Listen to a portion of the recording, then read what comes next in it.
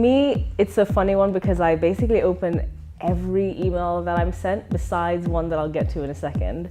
So I will open it no matter what, and the thing that'll actually make me want to engage is if it's relatively short, gets to the point, and if there's just like an easy link direct to your music in it, like a SoundCloud or something I can just do one click and open.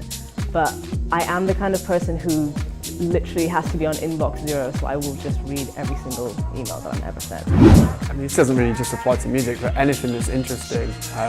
If the subject line, you don't want it to be too gimmicky, like, oh, we're a band that plays with aliens and wears dragons on our heads, or anything like that, but something that feels interesting. If it's a pitch for a particular feature or something that you need drawing attention to, as much as you can condense the story into one line so that we get a taste for what it's all about. And anything that's going to pique our interest, just make it interesting. If it's just, this band is good, or an interesting story for you, or something like that, that's not great. We want specifics, we want something that's going to hook us in and make us want to open the email.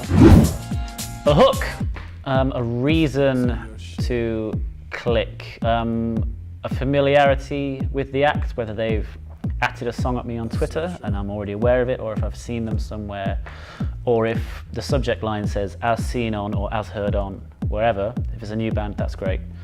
Yeah, just some kind of familiarity, a hook, a reason to click, and as long as I get the essence that they've done their research and they're sending me it for a reason. If they send me a song that says, oh, we sound like Dusty Springfield being fucked by the hives, I'm not going to click on that. But I can imagine it actually sounds quite good. Well, if you break that question down, you're talking about a reaction to two things. The reaction to the email address and a reaction to the subject title, because they are the only two things that can influence whether you open an email or not. So if your name is in the email address, that increases the chances of them recognizing you, assuming that's a good thing. If you've been stalking them on Twitter, it might not be. And then the second key thing is the subject title. So coming up with that catchy subject title that entices them, makes them feel intrigued, and makes them want to open the email. By the way, you can do it the other way around and piss them off and write a subject title that really, really, really annoys them and makes them go delete. So don't do that.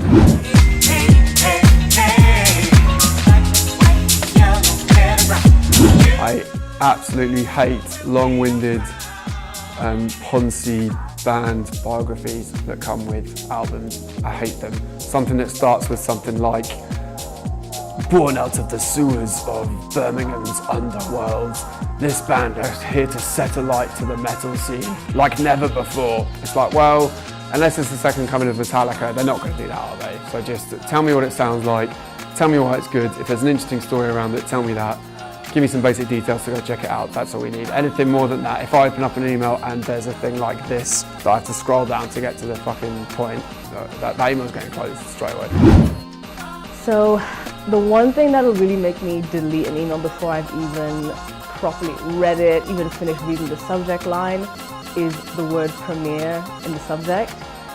Premieres are kind of taking over the industry in terms of online journalism in a way that's really annoying, and they just create this weird situation where it automatically makes my mind disengage because I just feel like someone's throwing out the request to any and every website. It doesn't matter that it's coming to me. So if an artist sends me an email and they want me to premiere their song, just don't put that in the subject line and bury it maybe in the third paragraph, because I will quite literally go through and just delete every single email with premiere in the subject line before I even read any of the others in my inbox. The easiest thing to do to get deletion is to write premiere. Having someone try and add me or send me a big chunky private message on Facebook, having never met me, or knowing I've got no concept of them whatsoever, is pretty annoying. Especially when they've gone to the effort to find my individual Facebook account and said, can I send you an email? Why haven't you just Googled me and found my email address? Just do that. So yeah, because Facebook's very much a personal space. To constantly harass someone via Facebook is not really the thing. Twitter's different. Twitter's a public realm. That's fine. Yeah, I'd say that. And in terms of things that turn me off an email is if I open it straight away and if it's just one massive block of text.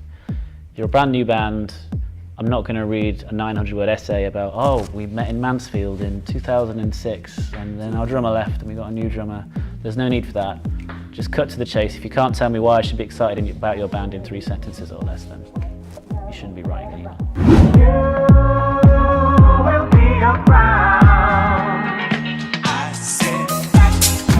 I mean, you can email me, merlin.alderslade@futurenet.com. That's my official Metal Hammer email. That's where I do my business through and all that kind of stuff. That said, if you just want me to check out some music and you're not with a PR, you're not with a label, you just got your own band and you want someone to give you a listen, I'd probably actually just tweet me. Don't need to overthink it, just tweet me a link saying, hey, check my band out, what do you think? Merl_Hammer is my Twitter handle, but you can search for it anyway. And I can't promise that I'll get back to you, but I can promise that I'll at least give it a listen. So the best way to send me your music if you want to get it featured on Noisy is to send me an email and to make it relatively short and sweet, to describe who you are in a couple of lines, where you're from, what your music sounds like, if you can say that. I know that's a weird thing for artists to have to say about themselves, so I don't expect you to go into loads of detail comparing yourself to so-and-so. And then to attach a photo if you want, to put a link into your YouTube if it's a video, to put in a link to the audio, and then just to, be polite and just say that you want to give me a chance to listen to it and to ask me specifically for something. I think it's hard when artists will just email saying like, here's some music, but I don't understand what you want me to do with it. So let me know if you want me to listen to it because you want my opinion. Let me know if you want me to listen to it because you want me to feature the song before it comes out in 2 weeks' time. Deadlines are what journalists work with, so give me a real sense of the amount of time that I have to kind of look at this thing and come back to you about it. If you're giving me 2 weeks, you're giving me 2 days, I just need that to be really clear and explicit. And then just sign off in a way that's polite and say that you'll follow up if you don't hear back in a little bit. And then please do follow up because I get quite busy. Best way to do it is not to seem too kind of forward or entitled. If you're a brand new artist and say if you've got a gig on, you've just got a new track, you want to check it out.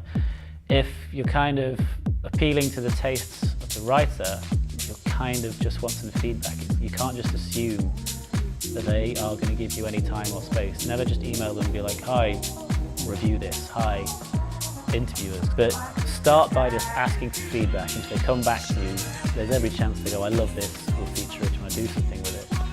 Or if you go, hi, I've got a video, would you be interested in kind of taking a look at it and seeing if you're interested in featuring it, that's different. Don't sound entitled.